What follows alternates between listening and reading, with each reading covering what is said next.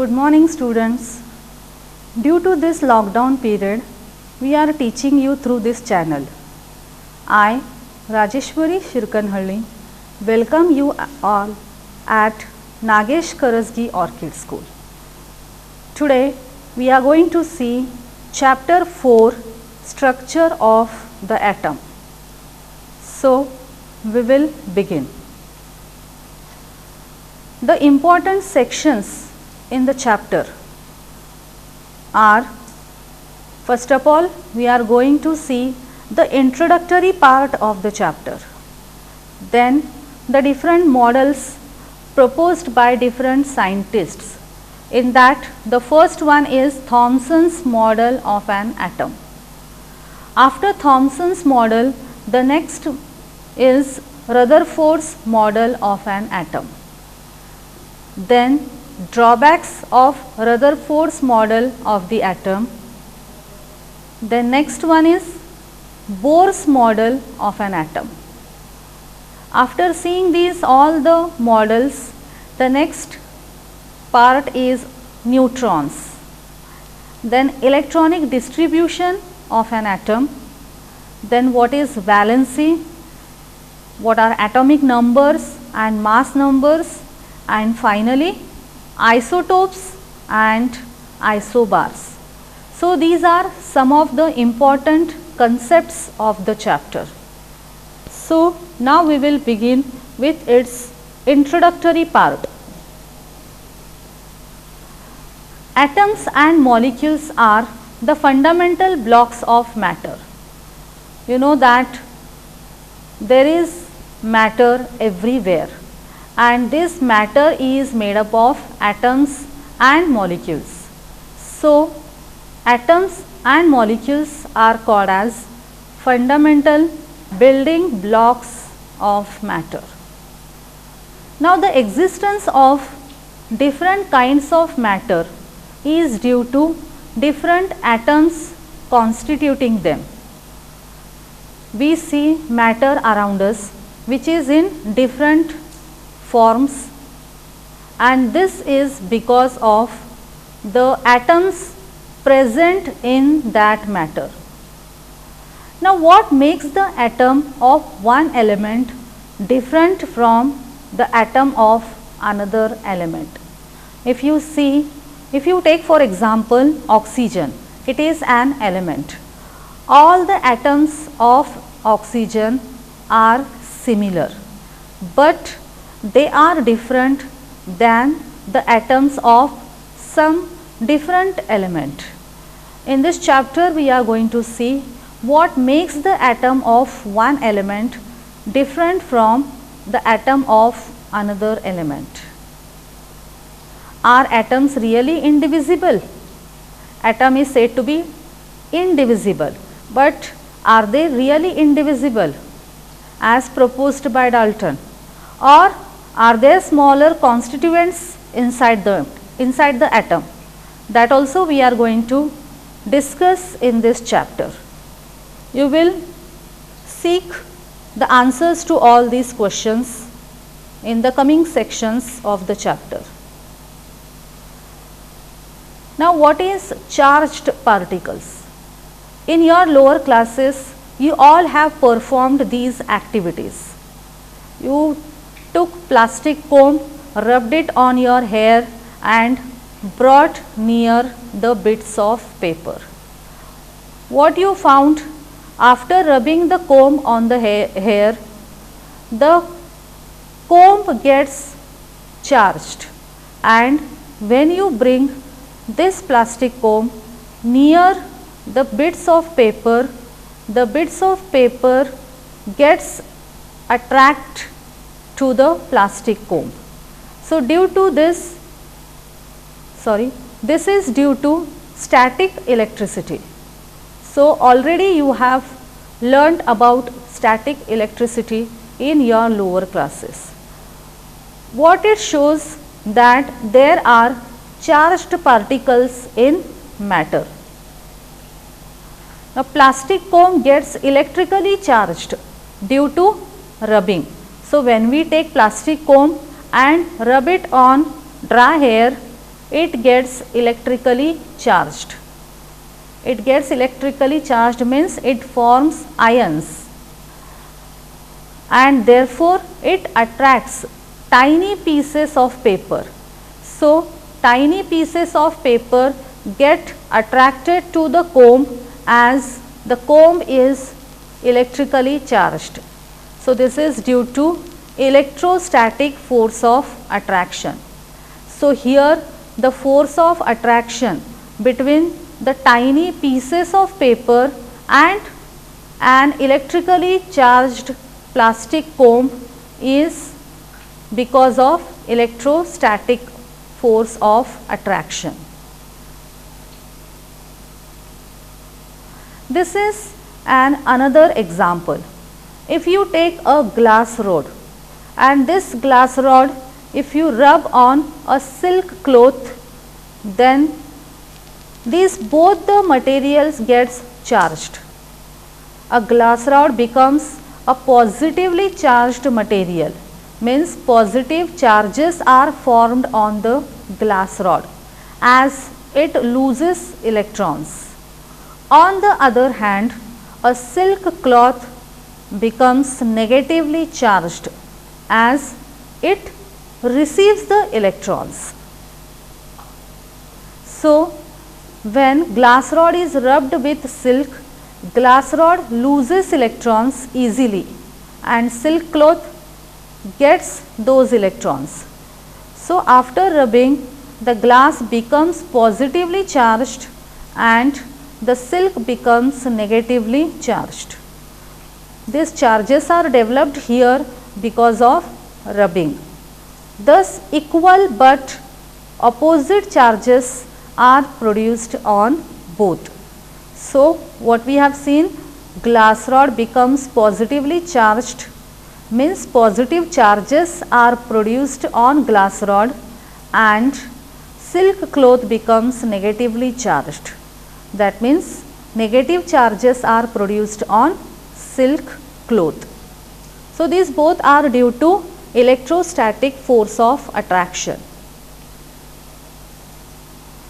Now, let us see the charged particles in matter.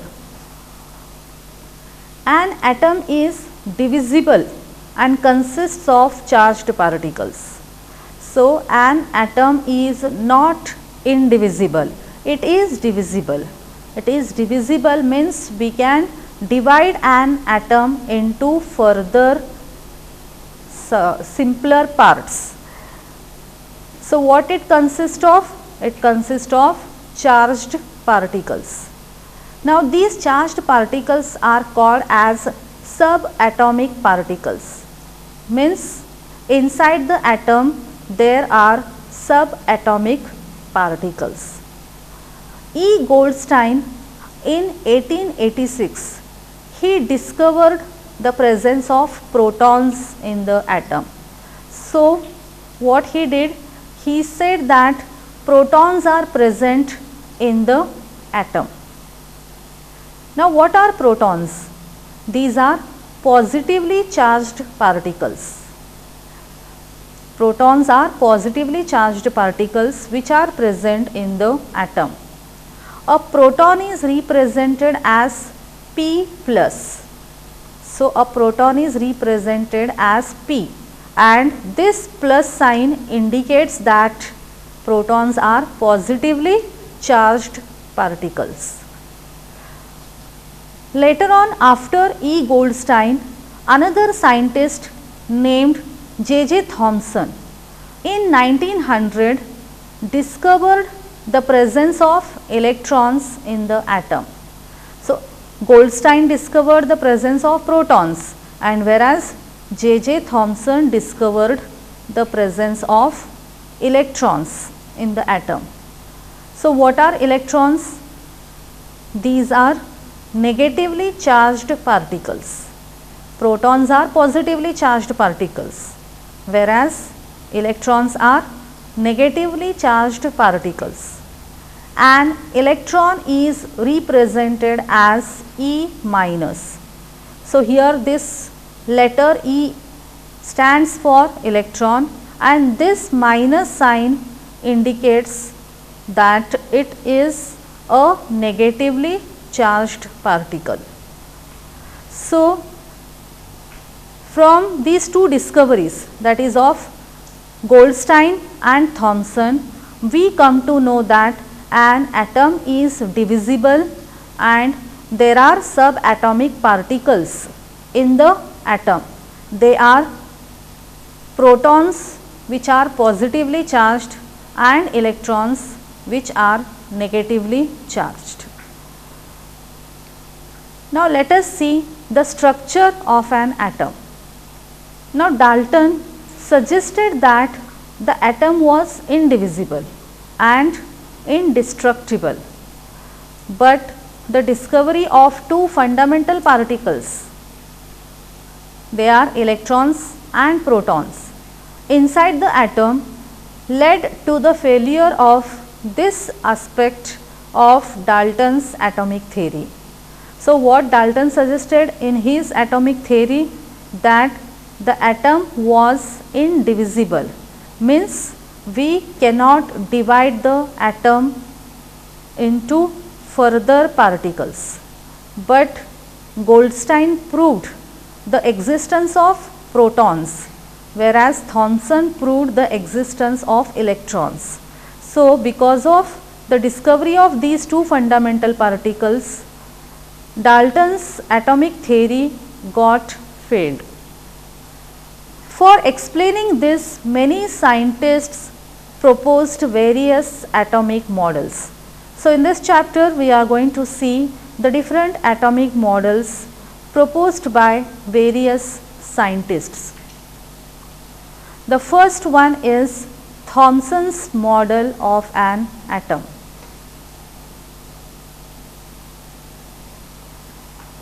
So, let us discuss Thomson's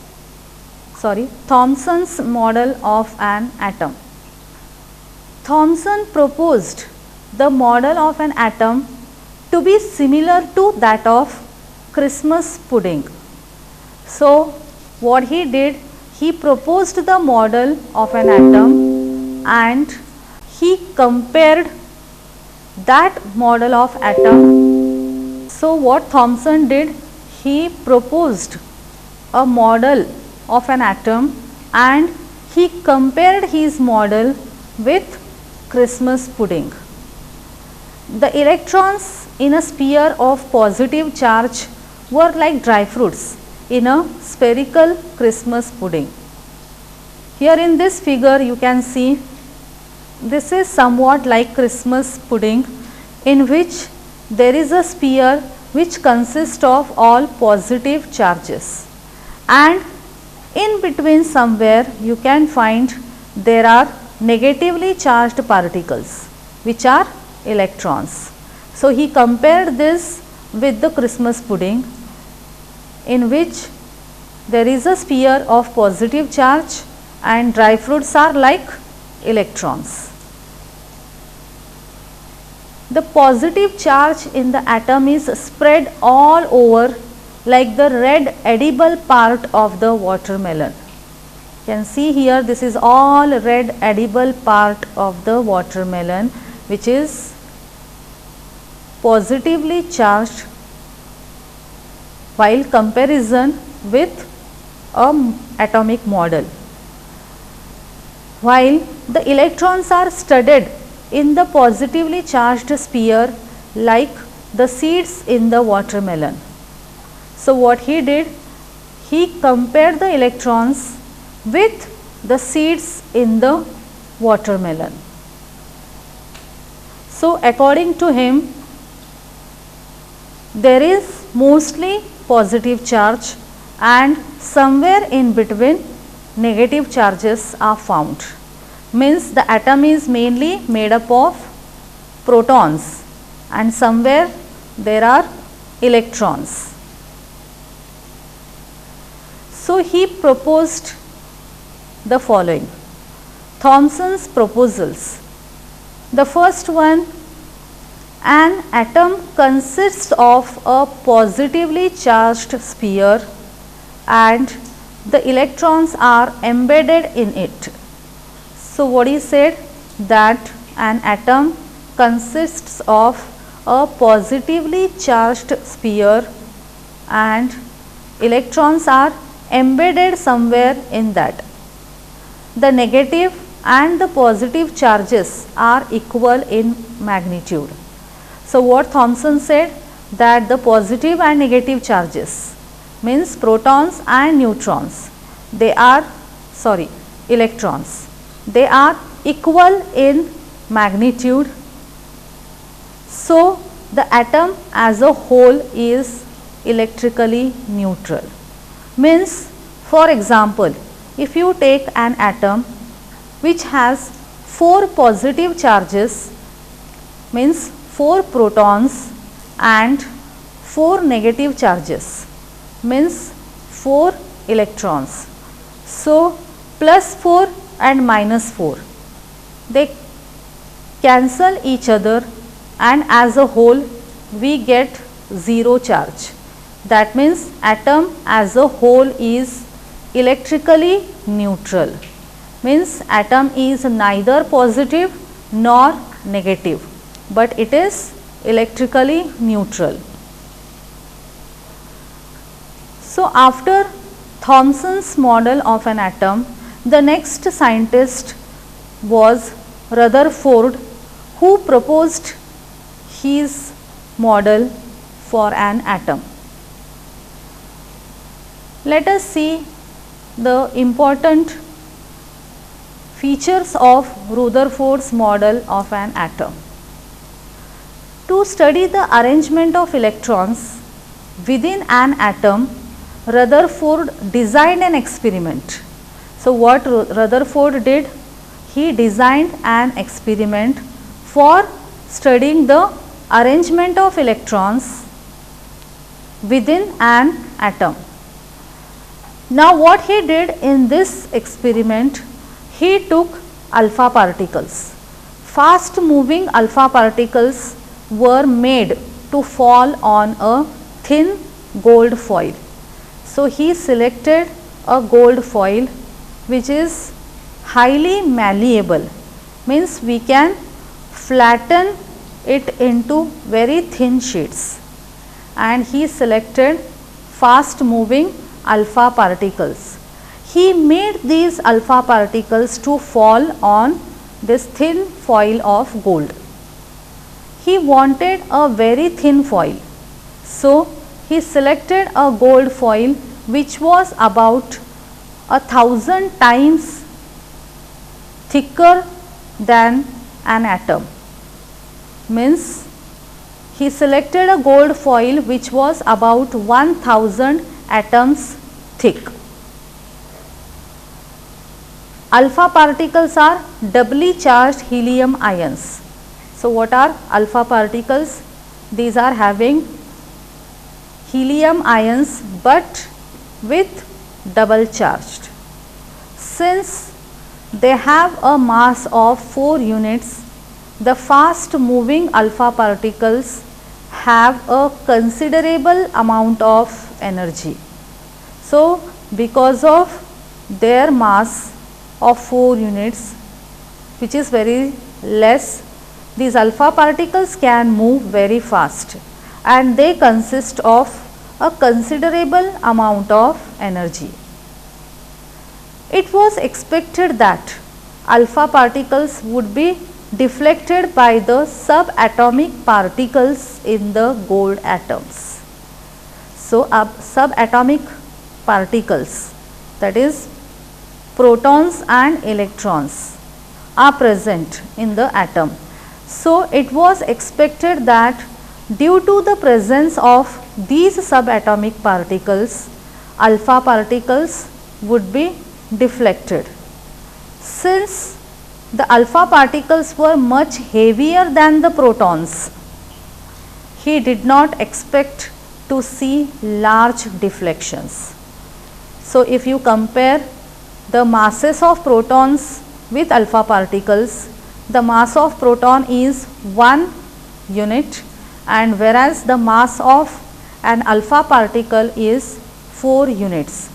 So, as alpha particles were much heavier than the protons, he did not expect to see large deflections.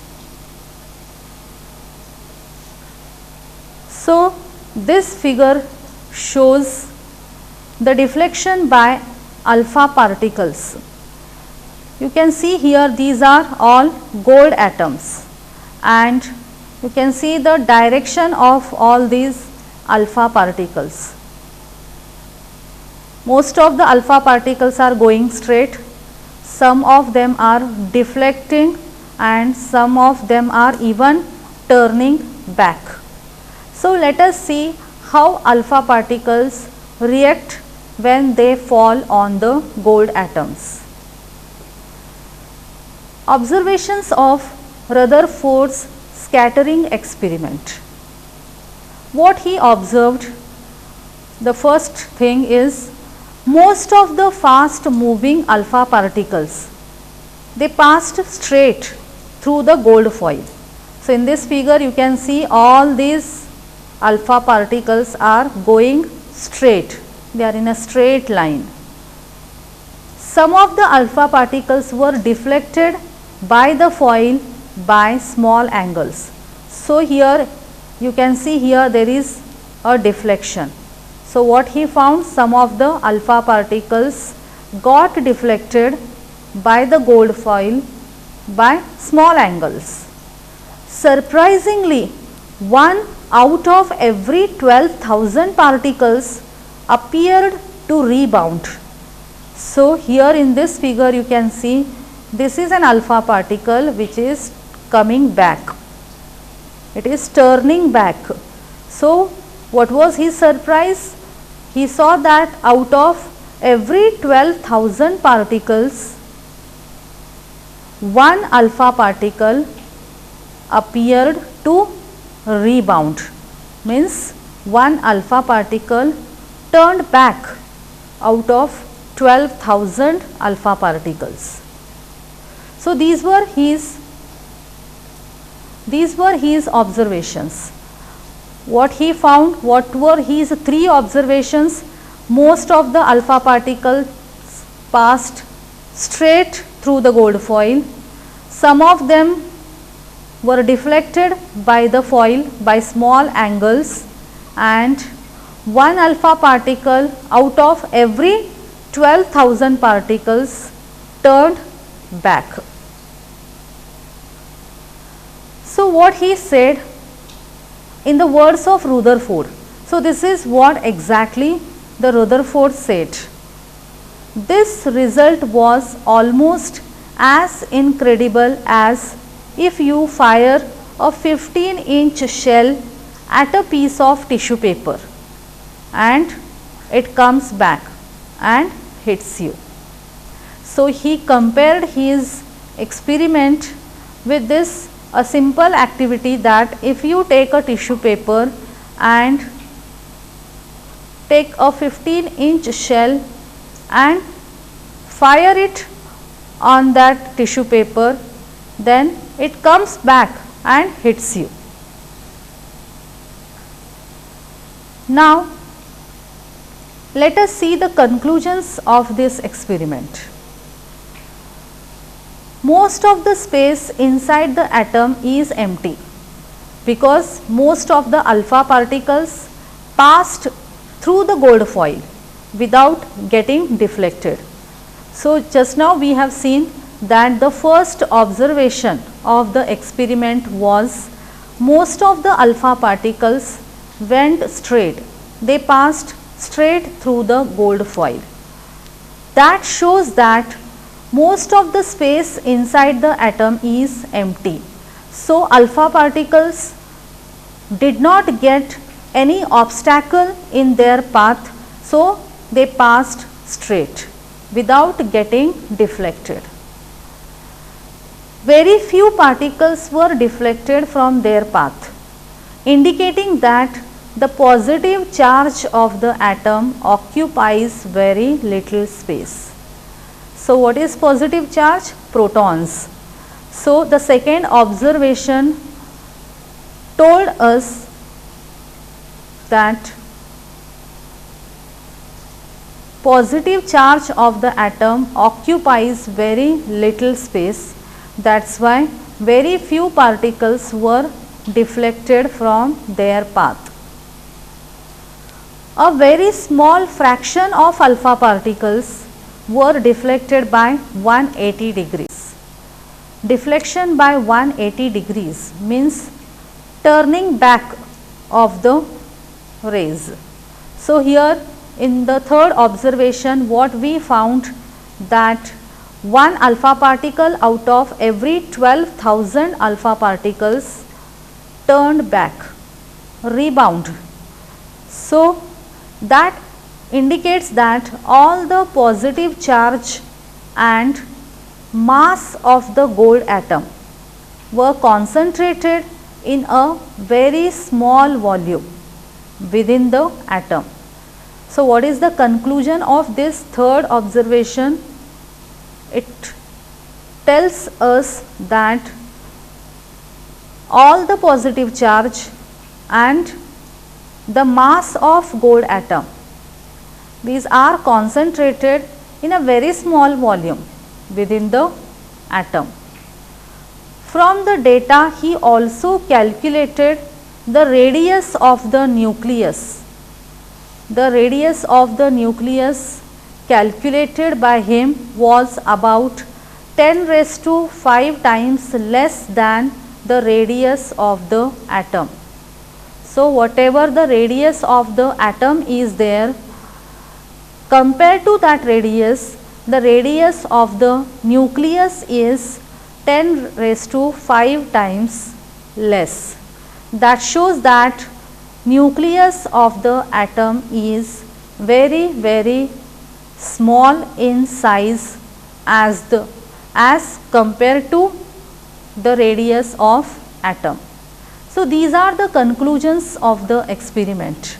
What is the first conclusion? Most of the space in the atom is empty.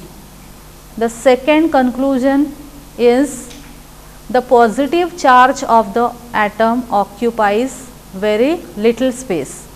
The third conclusion is all the positive charge and mass of the gold atom are concentrated in a very small volume, and the radius of nucleus is very less as compared to the total radius of the atom.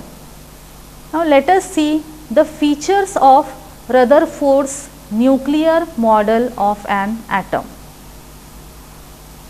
There is a positively charged center in an atom called the nucleus. Nearly all the mass of an atom resides in the nucleus. So, the total mass of the atom is nothing but the mass of the nucleus in which there are positively charged particles are present. The electrons revolve around the nucleus in well defined orbits. So, the electrons are not present in the nucleus, they are in the extranuclear part, means they revolve around the nucleus in well defined orbits. The size of the nucleus is very small as compared to the size of the atom. So, these are some of the features of Rutherford's nuclear model of an atom. So, what we have discussed today, that there are charged particles in matter and this is due to charged particles in the atom. So, different scientists gave their different models of the atoms.